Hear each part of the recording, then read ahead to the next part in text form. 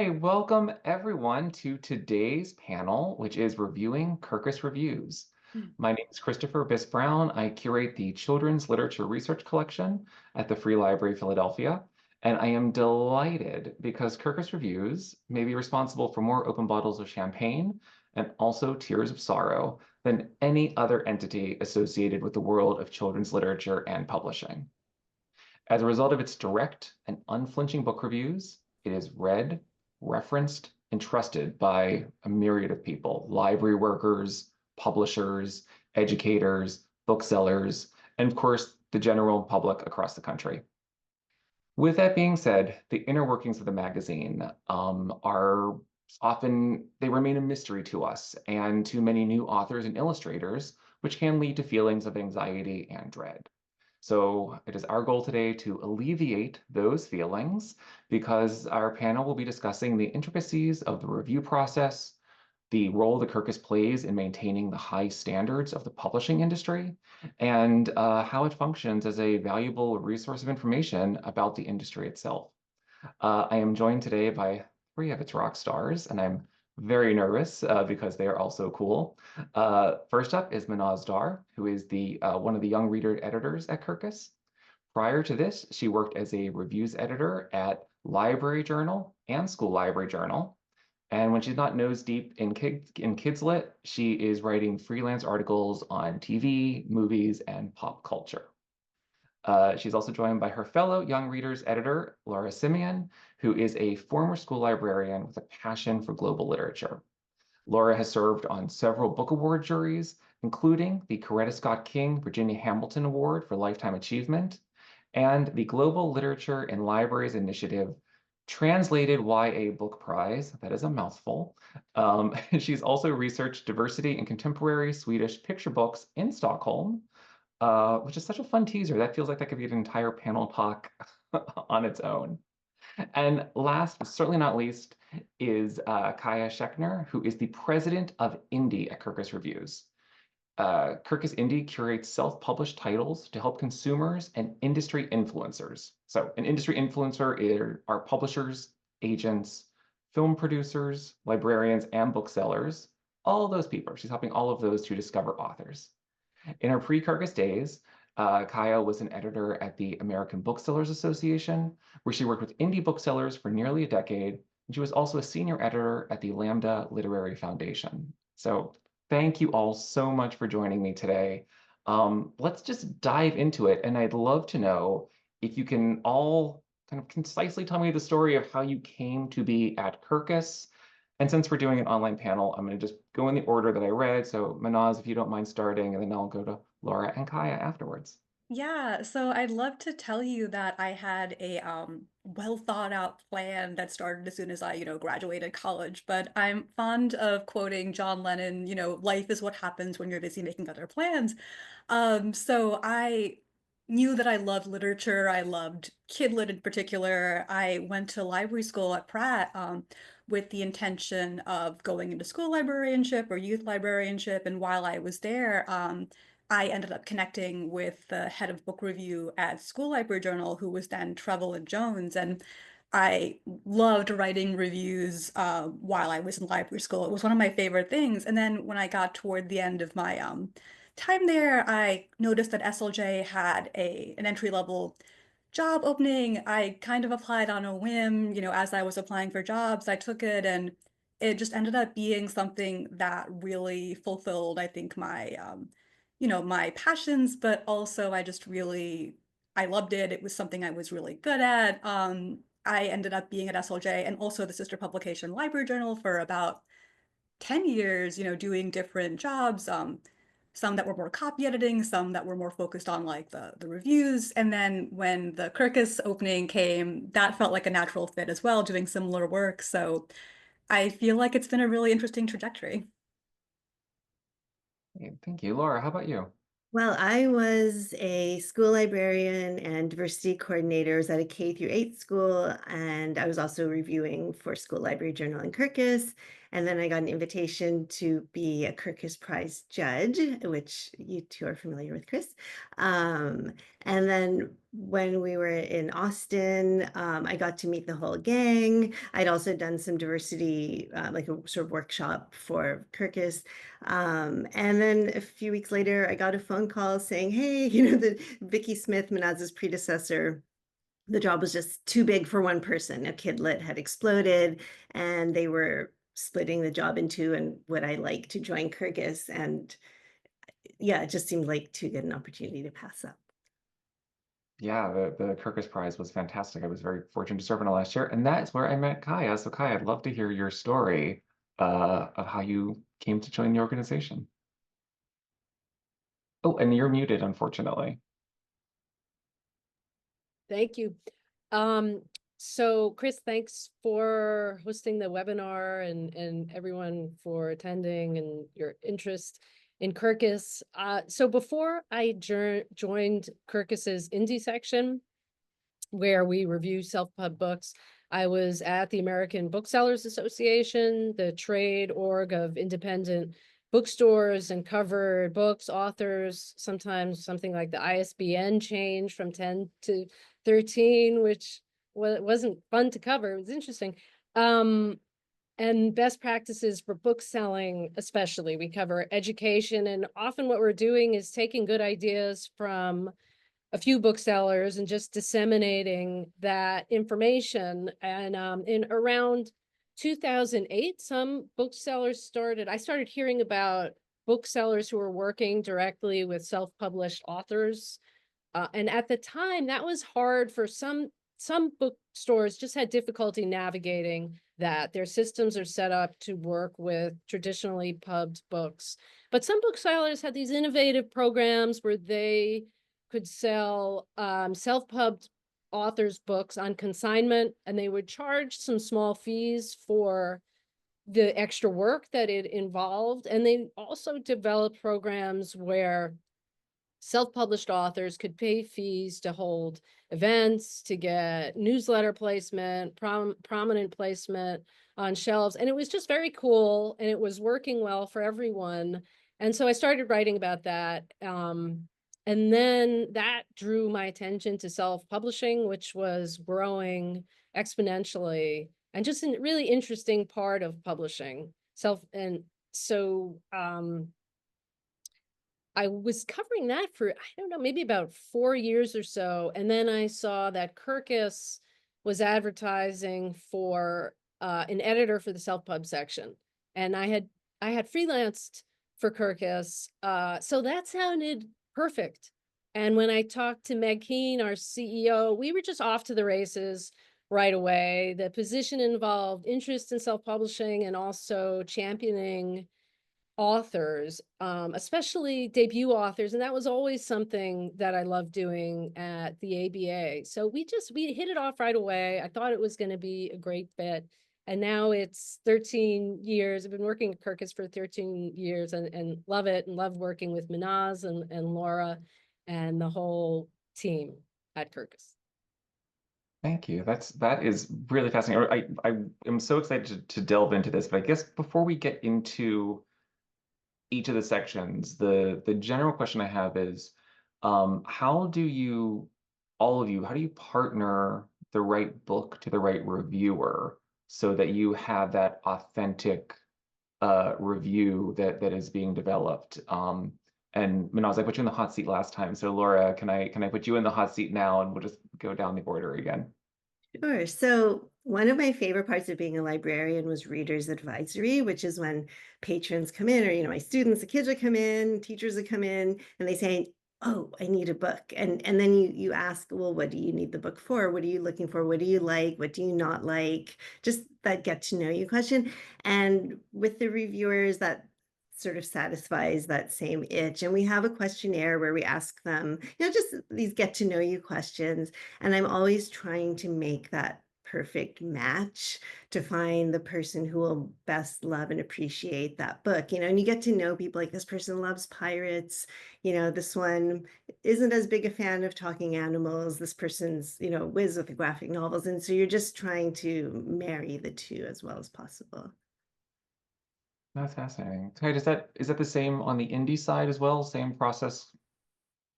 Well, it's a little different in that since we charge a fee for reviewing books, we review everything that comes in. Mhm. Whereas the traditional section, there's some selection process there. But in terms of marrying the right reviewer with the right book, it's somewhat similar. We have this extensive database that was created for indie because we're reviewing now about 5,000 books a year, and there are categories and subcategories that new reviewers select. So it could be anything from the main categories of YA and adult fiction, nonfiction, and then it gets really granular.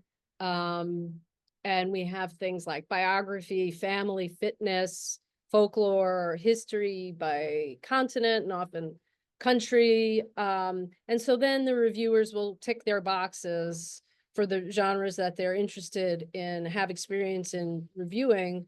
And then when we get something in that, say, is YA, queer, paranormal, we can then select those boxes, and that'll yield the reviewers who have expertise in that area. But there still is also some of that thinking about, oh, like if something specific comes up about, say, computers and also music and how and new technology, some reviewer might spring to mind immediately, and we might not use the database, but the database is very handy for assigning so many books annually. That is fascinating. And my librarian heart is just fluttering of like, oh, there's a database of all these reviewers. That, the back end of that must be amazing to see how to find that right person. Have we missed, is there anything else that you can think of that we missed when we need to talk about?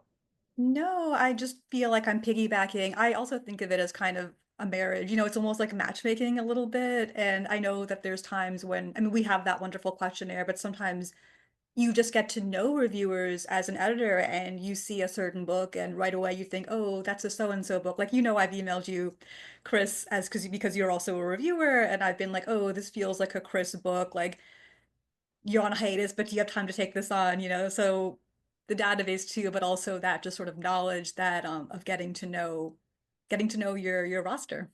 How many times a week do you think, I mean, what is the percentage? How many times do you look at a book and you're like, that's a so-and-so book?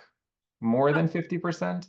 Oh God, I'm terrible at the numbers like that. I'm a word person, but like often enough, like sometimes, it's more about like there's the subject knowledge. It's like, okay, this person knows about horses. It is a horse book, but then sometimes it's just tone. Like if it's just a goofy, funny book, maybe you want somebody who's gonna get that across in the review, versus a book that's like very serious research tome, that part of it. Yeah, that's kind of sometimes that's the more intuitive part. But yeah, I do think of it as when you get to know them, you see something and you think like, oh, that's a so and so, and that's the really fun part of it.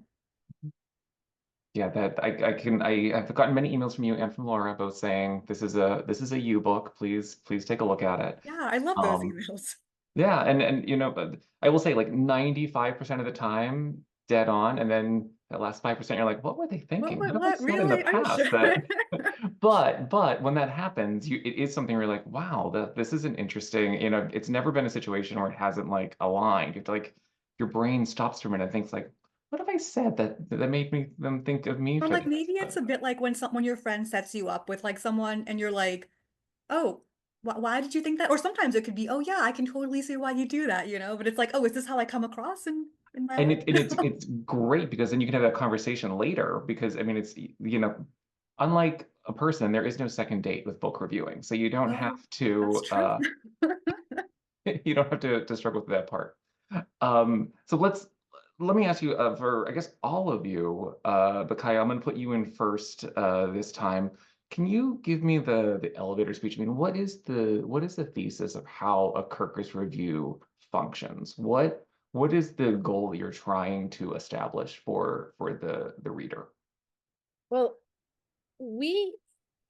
it's interesting with the thesis and our I have to sometimes explain to reviewers who know that, I mean, in all cases, authors are going to be closely reading their reviews. With self-pubbed authors, sometimes they sometimes haven't had an editing process. They don't have an agent or a publisher to help soften the blow potentially of a critical review. So with reviewers, I often have to reiterate that the point of Kirkus Review is to help librarians, booksellers, readers understand certain points of the book quickly enough to make a decision about whether or not to include that book on their shelves, whether that's in the library, the bookstore, or at home.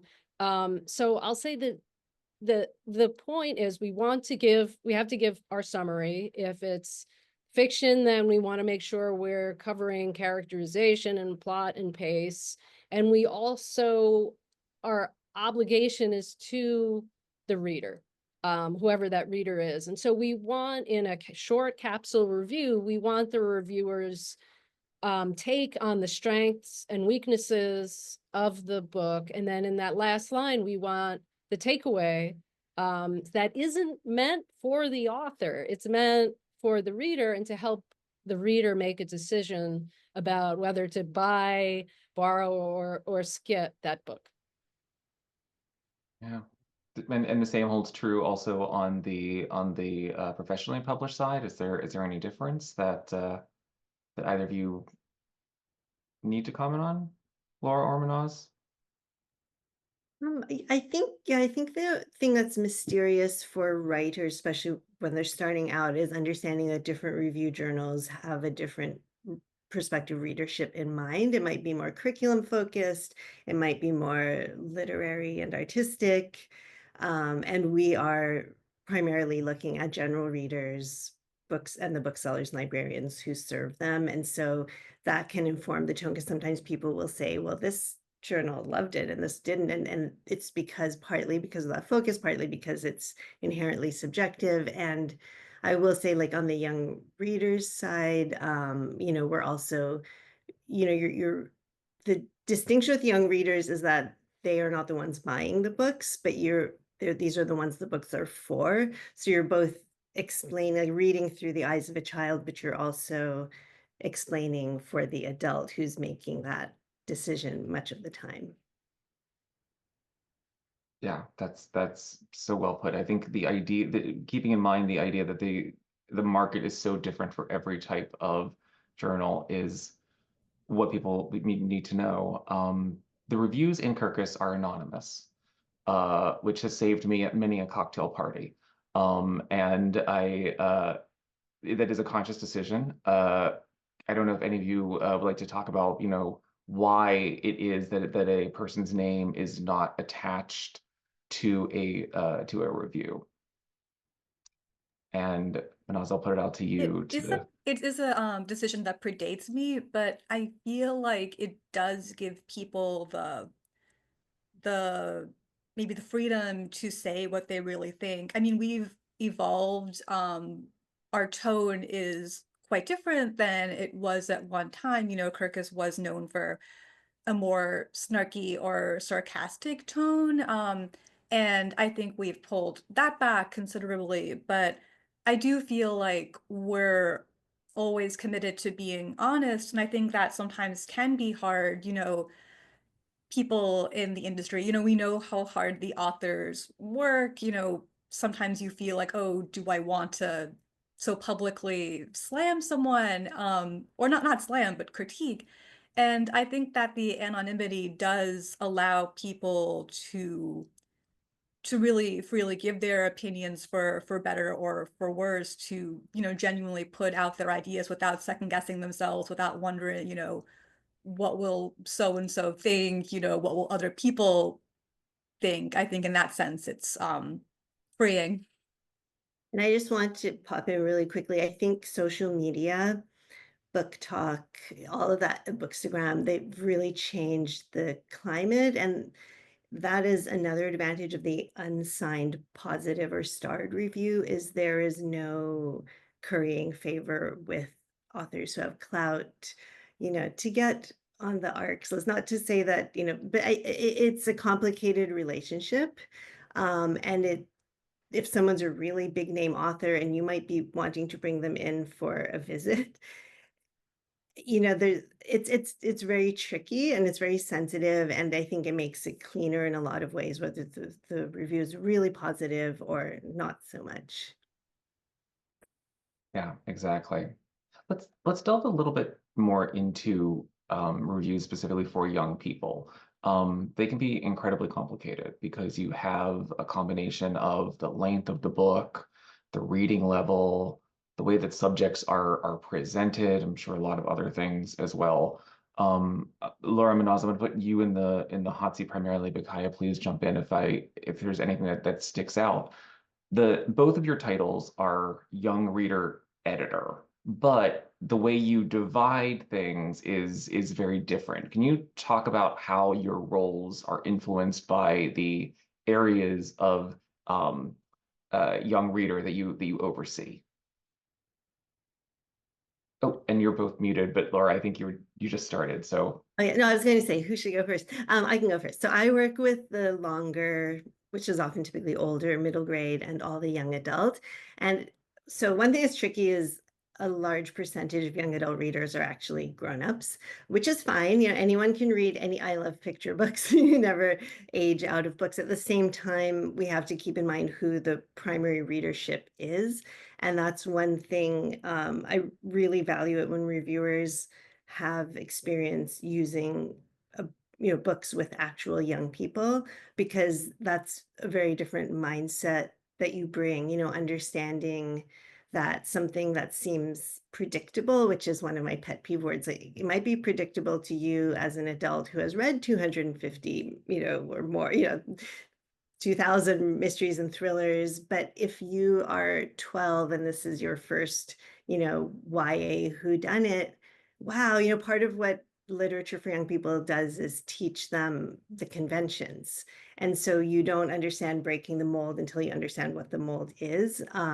If you haven't worked with young people, you may not realize, like, still in 5th grade, even beyond love, kids are still learning how to read, especially nonfiction. There's a lot of, again, conventions as adults that we've absorbed, but it might be a brand new structure or, assumptions that go into it, and you can critique in particular ways. And so it's having that understanding of child development and the literature, bringing that together in the review, if that's sort of what you're getting at. Yeah. Yeah, I agree. I do sometimes see reviewers who might critique a book for, oh, it doesn't break new ground, or it's sort of similar to what we've seen. It's like, well, if it's a picture book for a 5-year-old, how much else have they seen? Like, does it need to be groundbreaking? And, I get it, not everything is going to be a star, but, trying to meet each book where it lives is, I think can be a challenge, I think, to really to analyze the book not just on what you would like, but on what an actual child is going to like. And then at the same time also recognizing when a book does that really well, like, yeah, this book isn't all that different from all the other ones, but this one, it is pitched to that child audience and it does it, on this level. Yes, I can see from the librarian side, there are many times where you think, if I had a different version of let's say like Ellen Walsh's Mouse Paint as an example. Like, it is a classic book. It does the job, but sometimes you want something similar because you're so tired of reading it that you're gonna scream if you have to read that book one more time, but you still want a book that accurately predicts how primary colors can become secondary colors. So yeah, retreading that ground is useful. If the book can do it, right? I mean, go for it. Um, Chaya, your title is very different. I mentioned earlier it is the president of Indy, which I will admit I cannot think or say without starting to hum the Indiana Jones theme song, which I will not do now because we will be demonetized on YouTube when this goes up. Um, what do people need to know about Kirkus Indy, and how it functions differently than the other side? Thank you. Thanks for that question. Now, if I ever need walk-on music, I know what I'm gonna pick. I can't be the first person who's ever said that to you. No, I've never, it hasn't even occurred to me. So thank you. Every single time. Um, okay, so the title change, I mean, the difference in the title, it's indie is just its own. I call it indie land often. We have a lot of overlap with the traditional sections, but it's different in that we charge for the review, but it's just like all the sections are operations, but our difference is that we're reviewing for a fee. There's also the volume. It's about 5,000 books a year, but because we're working directly with authors, there is just more oversight, and managing sometimes expectations or complaints, which is we don't get a ton of those percentage wise, but because we're working on such volume that that takes up some time, and we have a process to make sure that everyone is heard. So and we run multiple programs because of that. It's a little bit different of a title. And the way that indie works, the big difference is in the beginning, in that the beginning of the process is that the author themselves would buy the review, and then we would make the right marriage, we hope, with the reviewer and the book. And once the author gets their review back, that's when there's another big difference in that self-published authors can choose to keep their review private. Or they can publish it. If they do keep it private, we still feel like there's a lot of value in the review, and that they've now heard from a professional reviewer, and they can use that information to edit their books, which a lot of authors do, or for their next review. Some authors aren't necessarily interested in our critique, but many are. Even a lot of authors who get mixed reviews find that it's really valuable for them, not only for feedback, but also for marketing, which leads me to when authors do decide to publish their review, then it goes on to the Kirkus.com website. And this is where I think a lot of the value is. Kirkus.com gets 3 million page views monthly. That review might also be included in the magazine.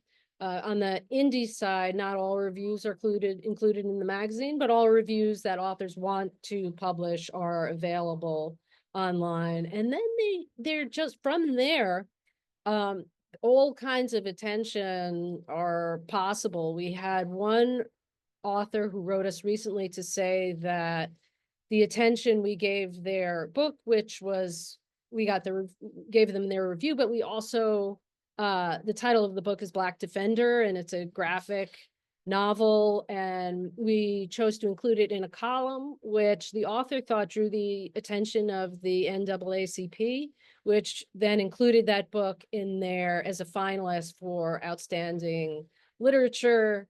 And we have a number of stories like that, where it enables authors to get self-pubbed authors, it enables them to get the kind of attention that would otherwise be difficult for them to get.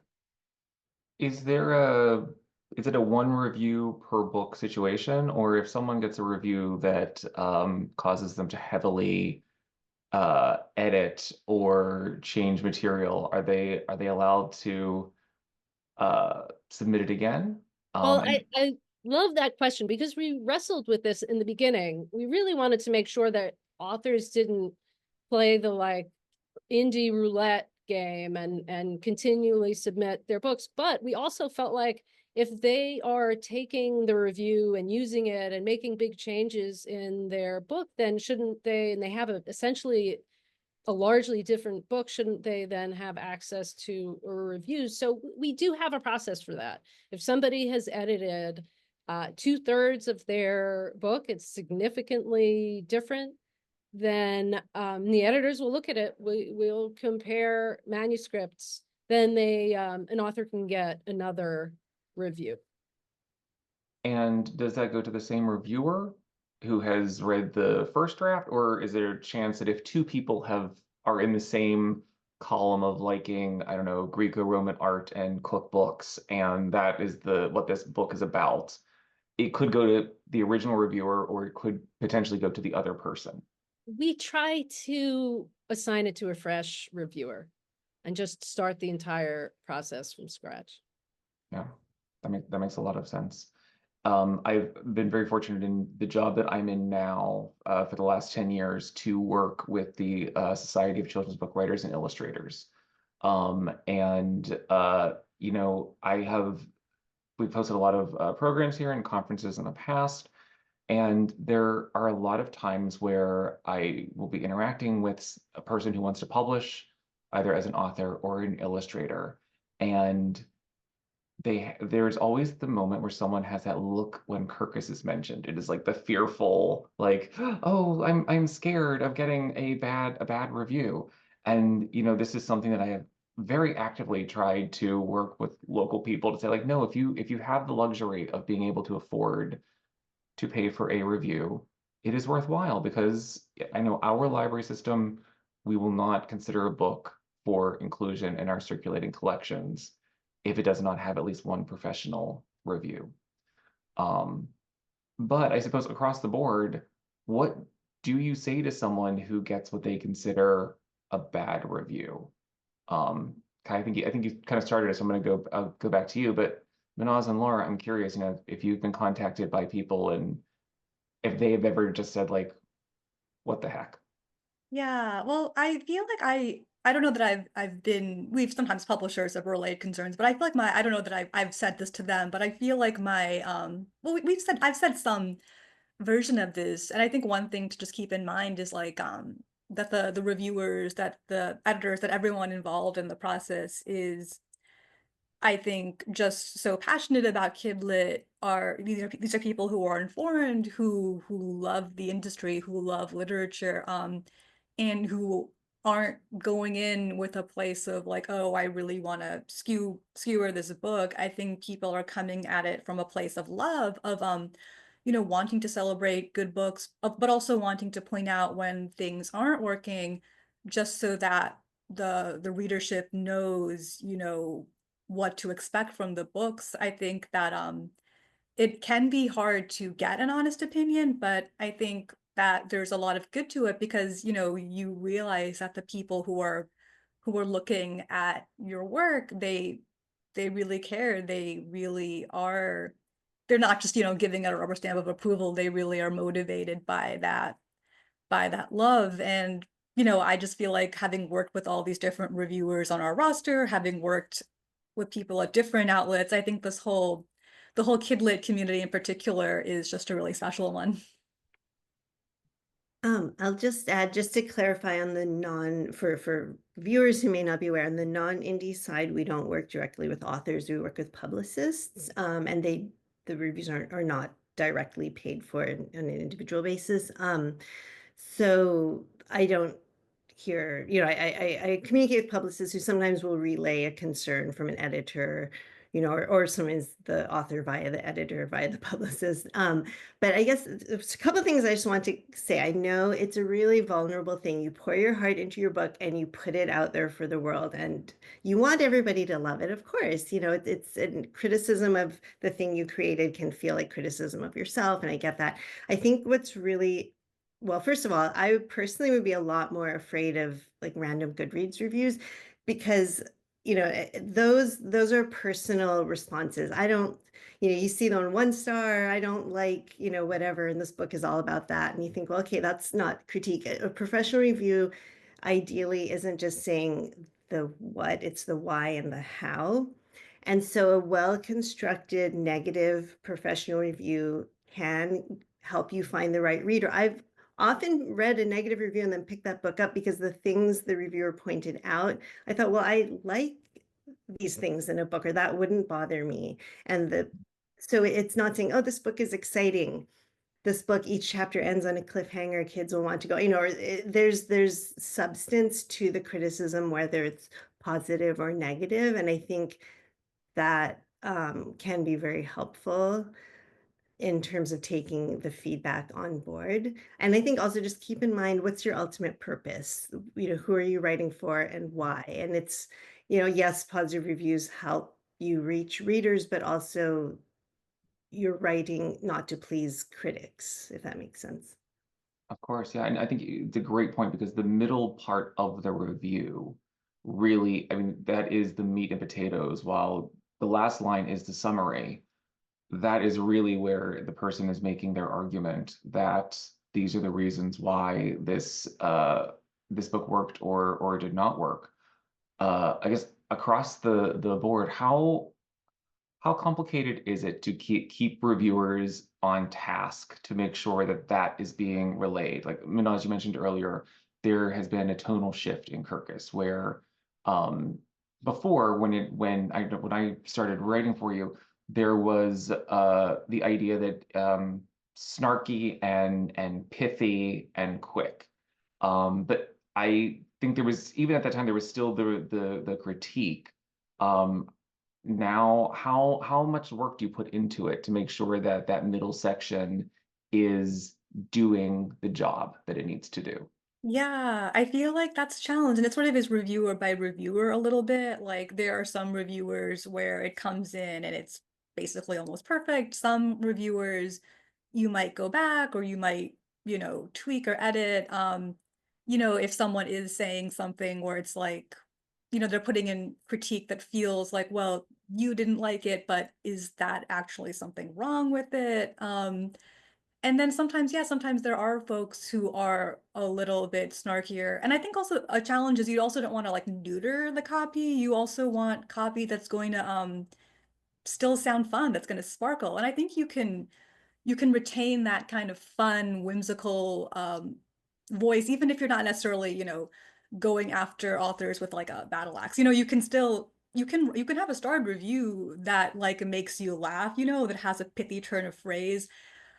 You can even have a negative review that has a cool turn of phrase. It's different than it once was. It's not kind of, taking someone behind the proverbial shed. But, I think one conversation that I often have with our editor-in-chief, who's just really got a wonderful sense of writing, of wordplay, is that, you do want that copy that really sparkles. You want that lead that's gonna grab someone, and not necessarily every review is going to have that, but when you can have that copy that sparkles, I think that's a lot of fun. Yeah. Is it a situation where let's maybe take a step back to the reviewers themselves.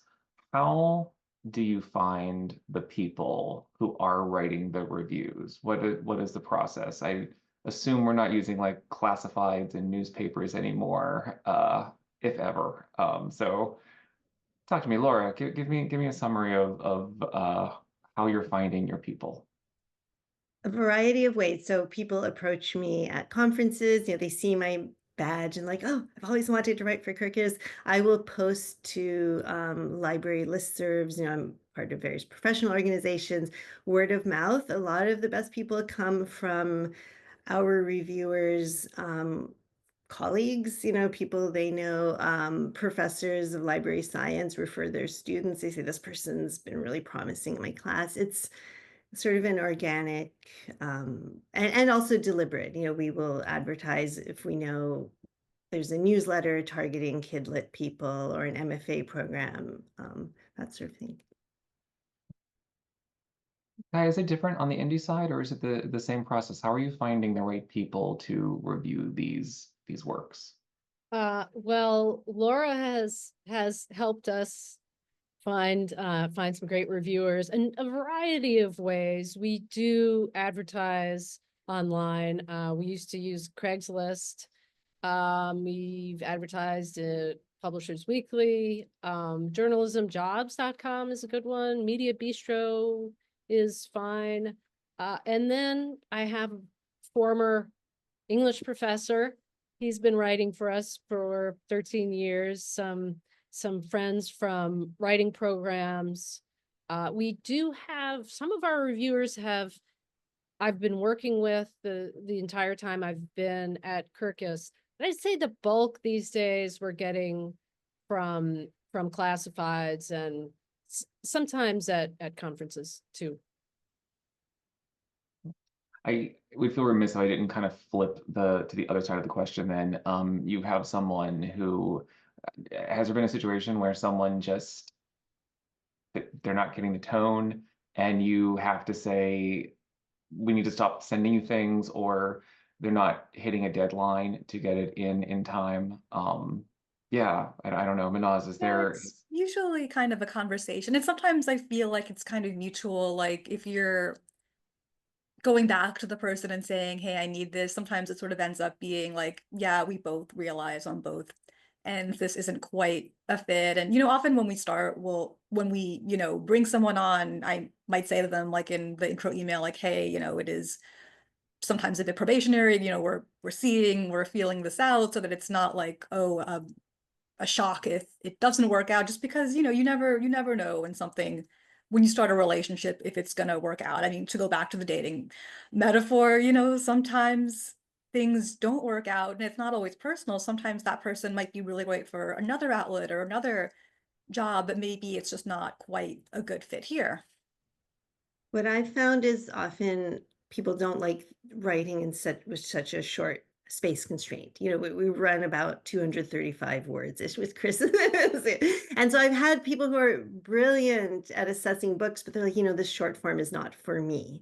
Or, somebody I served on a bunch of committees with who I know is so insightful about books. And he's like, but he discovered reviewing was not his preferred way of evaluating books, and there's a lot of things that make it a good fit or not. And we do give people feedback on their first 1 or 2 reviews. And if someone's coachable in the sense that they're really taking it on board and I see they're improving, I will work with someone, over time. I'm happy. I love that mentoring role. It's like, took me out of the classroom, but I still love that piece. And so it's really, I think typically people come to an agreement that either it's a great fit for them and they want to keep working on their reviewing skills or not. And on the other side, 235 words is burned into my brain because it is what it has to be. And I think what people don't realize is if you're sent a 1,000-page middle grade fantasy novel, 235. If you're sent a 32-page picture book, 235. And it is a skill to have to find something in both that is accountable. Chaya, is it the same on the indie side? Is it still a short uh, summary, or are you allowed for greater or less length? For YA and children's, it is. And then for adult, we range from 300 to 375. And then we also offer expanded reviews, and those are about 500 to 550. I'm noticing the time. We have about 15 minutes left. So I'll say to the people who are viewing live, if you have any questions, please put them in the Q&A and we will hope to get to them. And while they're collecting their thoughts online, we were talking about the conceptions. I want to hear about your misconceptions that frustrate and annoy you. What are the bugbears about the publishing industry that you wish could be fixed, corrected, addressed? This is your soapbox to tell the world what you want to see in the industry. And it's a very unfair question, so I'm basically just delaying so that you all have time to think. Yeah, I don't mind jumping in. I'll be the sacrificial goat. I prefer goats. So yeah, I guess one bugbear, I'll reframe it as a positive. I feel like we've made a lot of really great headway when it comes to diversity, equity and inclusion, but I still feel like we do have ways to go, especially I think when it comes to, I think the conversations in publishing have often been around the characters, spotlighting diverse, marginalized characters. And we still have a long way to go, I think, in there. But also, I think there's also attention that needs to be paid to the folks who are working, and I think this is also this is something that's going on across the country. We're seeing more and more people striking. We saw HarperCollins striking a year or two ago. So, I just think that there's work to be done when it comes to, equity, when it comes to who we're recruiting. And I think it's really hard to be doing that because DEI is under attack, like by our administration. So it's really hard because I feel like, I'm committed. I want our industry to be as great as it can be. I want the people who are working. I want our workforce to be diverse. I want our workforce to feel included, to, feel welcomed. But I also feel like coming from the top down, from the government, I feel like that is literally under attack. So not totally a publishing specific thing, but I do think something that we all need to be keeping in mind. Of course. I mean, it's how reading a book is if you're that afraid of a book, that does not speak well for you, right? I mean, it's just a window into someone else's world. Why not enjoy it from the comfort of your living room chair? Yeah. Chaya, how about you? Any bugbears on the indie side that you would like to publicly address right now and share with listeners? Really with indie, we are sometimes interacting with authors who, like Laura was talking about, they're pouring their soul into writing their books. So one of the struggles within indie is talking with authors who are irate. But I understand where they're coming from. So I would say, even though that could be a potential bugbear, but this day and age, like Mahnaz was talking about with the attack on DEI issues, I'm calling, like, instead of a bugbear, the polar bear of book banning and Moms for Liberty. It's like, it's hard now to think about anything other than this threat. Of course. Yeah. Laura, is there, what about your platform? Is there anything that you want to put out? Yes. So, well, I'll just say I've never worked in publishing. This is not, I would say this is not so much a critique of publishing as I would say capitalism and the culture. So anyone who's worked with kids, kids love their favorite books and they will read and they will reread, and children's development is so fast that each time they reread, it's a new book, like they're taking new things, right?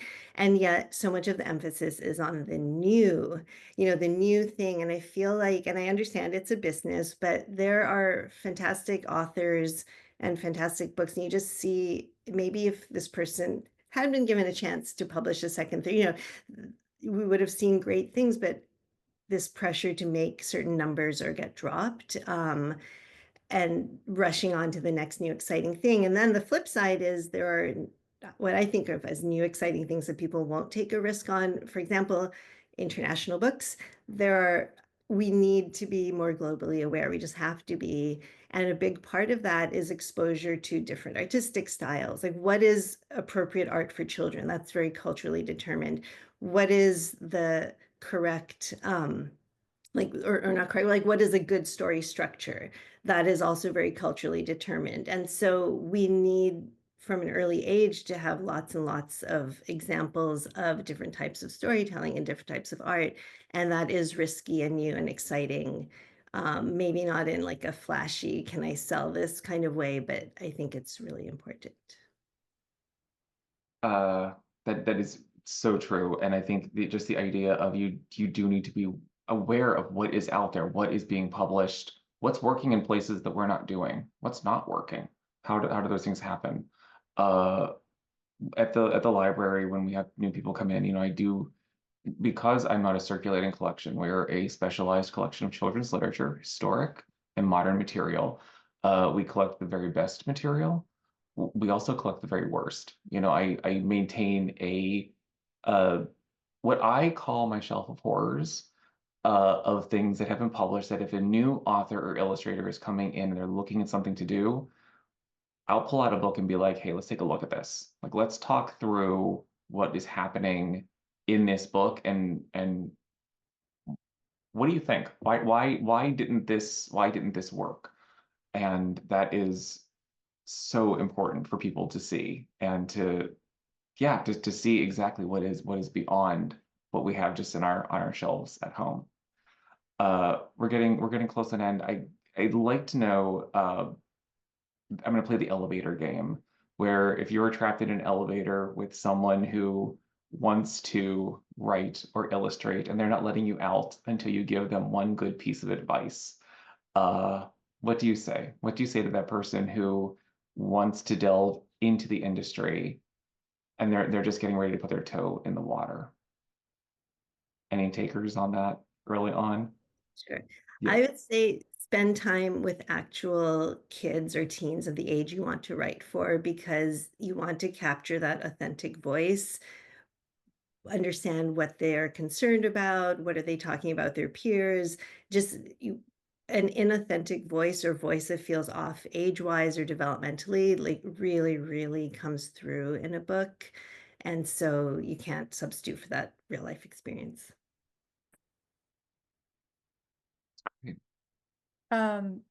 I think that's great advice. I think also reading what's out there, going to a bookstore or library and reading actual kids' books, because if you don't actually like to read them, I don't know that you're going to be great at writing them.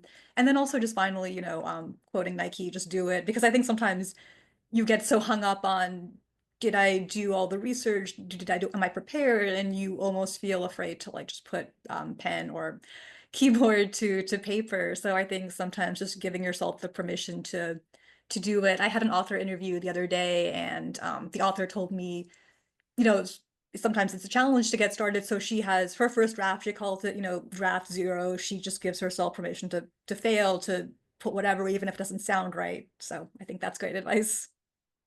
Yeah, that is beautiful. I remember there was an author whose name I'm not going to mention just because of I don't want to. But he once said online publicly that when he's writing, he just has to write, and it's when he looks back 2 weeks later, he can't always recognize the good writing days from the bad writing days. And that is, I think that's something that just sticks in my head of like, yeah, just do it, right? Keep plodding ahead, set a word limit every day, every week that you need to hit, and see what develops from it. Chaya, you have your reviewers, are seeing these direct things. What do you tell someone who wants to go into indie publishing? If somebody wants to self-publish their book, they want, yeah. Well, I mean, the beauty of it is that you can just do it. I mean, that's one of the benefits of indie, is that I think, we're talking about that writers have so many obstacles